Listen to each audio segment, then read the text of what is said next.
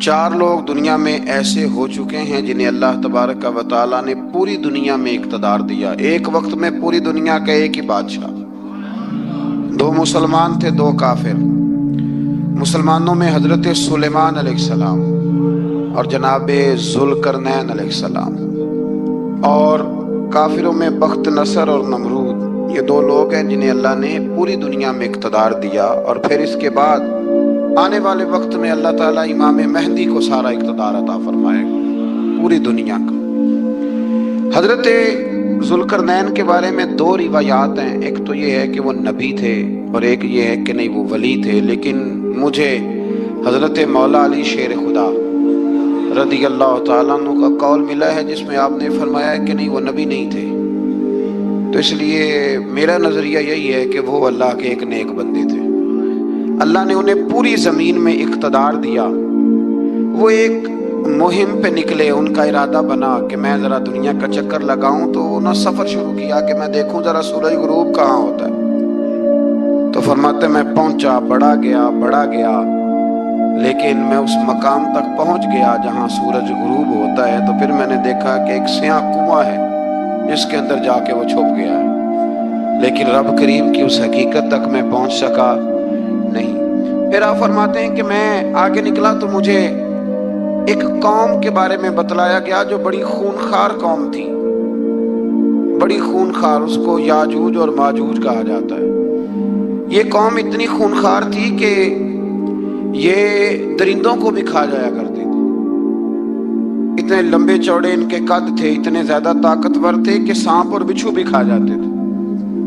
یہ نکلا کرتے تھے سبزے کے دنوں میں تو ساری کھیتیاں اجاڑ جاتے تھے، ہر چیز تباہ کر جاتے تھے، حتیٰ کہ انسانوں تک کو کھا جاتے تھے۔ تو حضرت ذوالقرنین جب وہاں پہنچے تو اللہ تبارک و تعالیٰ نے انہیں ان مظلوم لوگوں کا مددگار بنایا جن پر یاجوج اور ماجوج کی قوم ظلم کرتی تھی۔ انہوں نے آپ سے کہا کہ حضور مہربانی فرمائیں، اس قوم سے تو ہماری جان چھڑائیں۔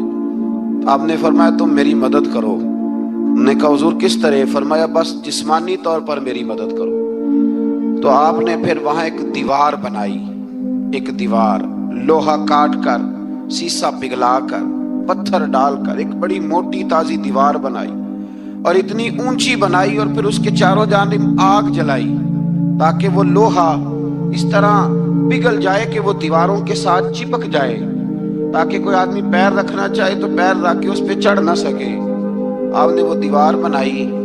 اب اس قوم کا حال یہ ہوا کہ وہ اس کے اندر قید ہیں، وہ صبح جب اٹھتے ہیں تو اس کو توڑنا شروع کرتے ہیں، توڑتے رہتے ہیں، تو جب شام ہوتی ہے تو ان میں سے ہر روز ایک شخص کہتا ہے اتنی رہنے دو باقی کل کریں گے، لیکن جب وہ سویرے اٹھتے ہیں تو اللہ تعالیٰ اس دیوار کو پھر سے مضبوط فرما دیتا ہے۔ نبی کریم علیہ السلام نے فرمایا قرب قیامت میں ایک وقت آئے گا، قیامت کے قریب جا کے ایک ٹائم ایسا آئے گا کہ اس مخلوق میں سے ہی ایک شخص پکارے گا اور پکار کے کہے گا کہ اب سو جاؤ انشاءاللہ۔ اللہ ان کی زبان پہ جاری کہے گا اب سو جاؤ اور سویرے انشاءاللہ یہیں سے شروع کریں گے۔ تو فرمایا وہ چونکہ انشاءاللہ کہیں گے تو پھر اللہ تبارک و تعالی اگلے دن اس دیوار کو وہیں پہ رکھے گا جہاں رات کو انہوں نے اسے چھوڑا تھا۔ اگلے دن وہ توڑیں گے تو دیوار ساری ٹوٹ جائے گی، اور پھر اللہ تبارک و تعالیٰ کا فضل ہوگا تو مسلمان کی طرف وہ بڑھیں گے، وہ قتل و غارت کریں گے، پھر سے وہی درندگی کریں گے، تو پھر حضرت عیسیٰ علیہ السلام ان کے لیے دعا کریں گے۔ تو دعا کا یہ حال ہوگا کہ ان کے وجود پر کچھ ایسی چیزیں برآمد ہوں گی جن کی وجہ سے وہ مر جائیں گے، ختم کر دیے جائیں گے، قیامت کے قریب جا کے وہ دوبارہ آئیں گے۔ اس کے بعد پھر اللہ تبارک و تعالیٰ نے سورہ کہف کی آخری آیات میں 7 سمندر اور ان جیسے اور بھی آ جائیں، فرمایا 7 سمندر ہوں اور ان جیسے اور بھی آ جائیں اور مل کر وہ روشنائی بن جائیں تو میرے رب کے کلمات ختم ہونے سے پہلے سمندر ختم ہو جائیں گے۔ اور آخری آیت میں اللہ تعالیٰ نے فرمایا کہ اے رسول صلی اللہ تعالی علیہ وسلم آپ کہہ دیجئے کہ میں تمہاری طرح ہی ایک بشر ہوں، انا بشر مثلکم، میں بھی تمہاری طرح ایک۔ اب مثلکم کا بہت سارے لوگوں نے ترجمہ اپنی طرح کا کر لیا ہے، حالانکہ حضور صلی اللہ تعالی علیہ وسلم نے فرمایا کہ بشر ہونے میں تمہاری طرح ہوں، रसूल होने में तुम्हारी तरह नहीं, अल्लाह का हबीब होने में तुम्हारी तरह।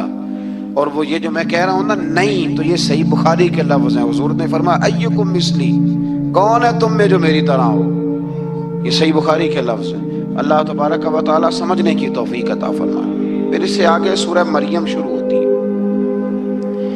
इस सूरत में अल्लाह तबारक व तआला ने हजरत ज़करिया अलैहिस्सलाम का जिक्र फरमाया है कि वो लावलद थे और बुढ़ापे की उम्र को पहुंच चुके थे। उन्होंने अल्लाह ताला से औलाद की दुआ की जो इनका और आले याकूब का वारिस हो, तो अल्लाह ताला ने उन्हें बेटे की बिशारत अता फरमाई जिसका नाम उन्होंने याहया रखा। बल्कि ये नाम उन्होंने पहले से रख लिया था, ये याहया नाम उन्होंने पहले से रख लिया था। मुझे अब लोग किस सेंस में मसला पूछते हैं ये नहीं मुझे बता, लेकिन मुझसे एक दोस्त ने कुछ दिन पहले पूछा कि पैदाइश से पहले बच्चे का नाम रखना जायज़ है, तो मैंने उन्हें कहा कि हाँ, आप सूरह मरियम पढ़ेंगे तो आपको अंदाज़ा होगा कि हज़रत ज़करिया ने बेटे का नाम पहले ही रख दिया था, क्योंकि उन्हें यकीन कामिल था कि रब करीम मुझे बेटा ही अता फरमाएगा। तो हज़रत याहया अलैहिस्सलाम को अल्लाह ताला ने बचपन में ही नबुव्वत अता की और किताब दी। इनके औसाफ ये बयान किए कि वो पाकीज़ा और मुत्तकी थे, माँ बाप के साथ नेकी करने वाले थे और सरकश नहीं थे। इन पर सलाम हो जब वो पैदा हुए, और इन पर सलाम हो जब उनकी वफात हुई, और क़यामत के दिन जब उन्हें उठाया जाएगा। इससे मालूम हुआ कि नबी करीम अलैहिस्सलाम पर या किसी भी नबी पर सलाम भेजना और उस दिन पर सलाम भेजना जिस दिन अल्लाह ताला ने उन्हें पैदा फरमाया है, ये कुरान मजीद से साबित है। यानी आप ये कह सकते हैं कि जिस सुहानी घड़ी जम का तैबा का चाँद, उस दिल अफरोज साथ पे, दिल अफरोज साथ पे, तो ये ऐने कुरान मजीद है कि जिस दिन वो पैदा हुए उस दिन उन पर सलाम। अल्लाह ताला समझने की तौफीक अता फरमाए। फिर इससे आगे चलकर हजरत मरियम सलामुल्लाह अलैहा का जिक्र है कि उनके पास फरिश्ता आया। हम तीसरे पारे में भी उनका जिक्र पढ़ आए, फिर एक आध और जगह पे भी इशारतन किनायतन उनका तज़किरा आया कि उनके पास फरिश्ता इंसानी शक्ल में आया और फरिश्ते ने आके कहा कि मैं आपको बेटे की बिशारत देने आया।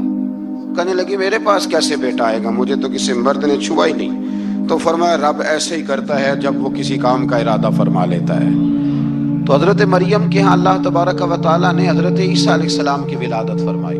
हजरत ईसा बगैर बाप के पैदा हुए और हजरत आदम अलैहिस्सलाम बगैर माँ बाप के पैदा हुए। तो ये अल्लाह की कुदरत की निशानी है। अब हजरत ईसा अलैहिस्सलाम की जब विलादत हुई तो ये आपका मुजज़ा और हजरत मरियम की करामत सामने आई कि आप एक खुश्क खजूर के नीचे बैठी तो अल्लाह ताला ने उसे सरसब्ज़ व शादाब कर दिया, और आप उसको हिलाती थी तो वो खजूरें गिरती थी। बड़ी परेशान थी, आपके कौम के सामने क्या मुंह लेके जाऊंगी, लोग क्या कहेंगे। लोगों के लिए इल्ज़ाम लगाना, प्रोपेगेंडा करना तो बड़ा ही आसान काम है। दो ही तो काम दुनिया में आसान है, एक बदगुमानी करना और एक गीबत करना।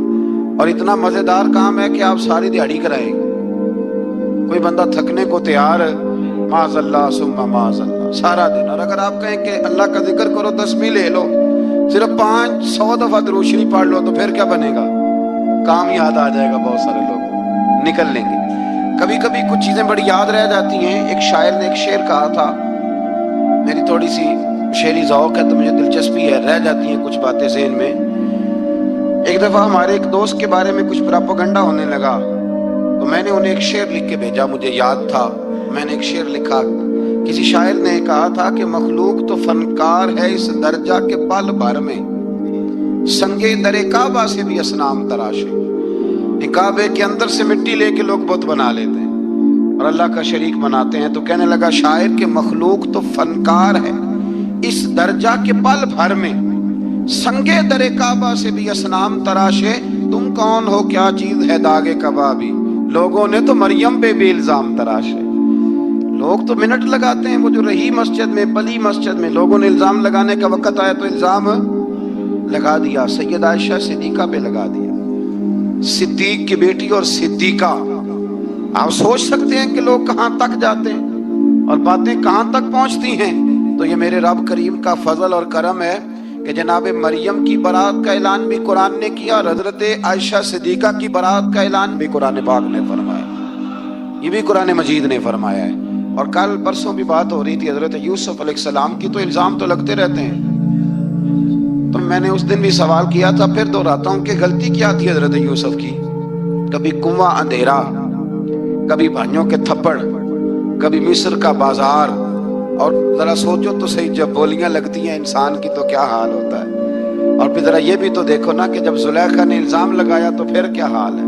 اور پھر 12 سال کی جیل پر رب فرماتے ہیں شان میں نے یوسف کو ہی عطا فرمائی. تو حضرت مریم سلام اللہ علیہا جب وہ بیٹا لے کے گئی ان کے پاس تو انہوں نے کہا یہ کہاں سے آ گیا؟ آپ فرمانے لگی میں نے تو چھپ کر روزہ رکھا ہوا ہے، اسی سے پوچھ لو یہ کہاں سے آیا ہے، یہی بتائے گا. پنگوڑے میں تھے حضرت عیسیٰ علیہ السلام، پنگوڑے میں. تو قرآن مجید کہتا ہے کہنے لگے قال انی عبد اللہ. حضرت عیسیٰ بولے اور بول کے کہنے لگے میں اللہ کا بندہ ہوں. اور آتانی الکتاب، خالی نہیں آیا، کتاب ساتھ لے کے آیا ہوں. وجعلنی نبیا، اور اس نے مجھے نبی بنا کے بھیجا ہے. تو حضرت عیسیٰ علیہ السلام پنگوڑے میں ہیں تو کلام فرما رہے ہیں، اپنے نبی ہونے کا اعلان فرما رہے ہیں. اب اس بندے کے قریب جا کے اس سے سوال کرنے کو دل نہیں کرتا جو نبی پاک کے بارے میں کہتا ہے 40 سال کے بعد نبی بنے. یہاں پنگوڑے میں حضرت عیسیٰ کلام کریں پنگوڑے میں، اور وہ پنگوڑے میں کہے میں نبی ہوں. اور تو اپنے رسول کے بارے میں یہ کہے کہ بکریاں چرا رہے تھے تو معاذ اللہ انہیں پتہ ہی نہیں تھا کہ میں نبی بن جاؤں گا. ایسی کوئی بات نہیں. اعلیٰ حضرت فرماتے ہیں اللہ اللہ وہ بچپنے کی پھبن، یعنی بچپن میں بھی رنگ ڈھنگ نرالے تھے میرے رسول کی. اللہ اللہ وہ بچپنے کی پھبن، اس خدا بھاتی صورت پہ لاکھوں سلام، اس خدا بھاتی صورت پہ. اور مرحوم اعظم چشتی نے بھی ایک جملہ بڑا خوبصورت کہا، اس نے کہا تیری حیات پاک کا ہر لمحہ پیغمبر لگے، تیری حیات پاک کا ہر لمحہ پیغمبر لگے. پھر اس سے آگے آیت نمبر 41 سے ایک بار پھر حضرت ابراہیم علیہ السلام کا ذکر ہے کہ وہ بہت سچے نبی تھے. انہوں نے اپنے چچا کو بے جان بتوں کی عبادت سے روکا، عذاب الہی سے ڈرایا. اس نے کہا کہ آپ ہمیں ہمارے خداؤں سے پھیرنا چاہتے ہیں، اس سے رک جائیں ورنہ ہم آپ کو سنسار کر دیں گے. ابراہیم علیہ السلام نے کہا کہ میں آپ کے لیے اپنے رب سے استغفار کرتا رہوں گا، وہ مجھ پر بہت مہربان ہے. تو اللہ تبارک و تعالیٰ نے انہیں اسحاق علیہ السلام بیٹے اور یعقوب علیہ السلام پوتے کی بشارت دی، اور یہ بھی فرمایا کہ یہ دونوں نبی بھی ہوں گے. پھر آیت نمبر 51 سے لے کر 58 تک مختلف انبیاء کا ذکر ہے. اللہ تعالیٰ نے اس میں فرمایا کہ حضرت موسیٰ کو برگزیدہ رسول، نبی اور اللہ کا رازدار کہا گیا، اور حضرت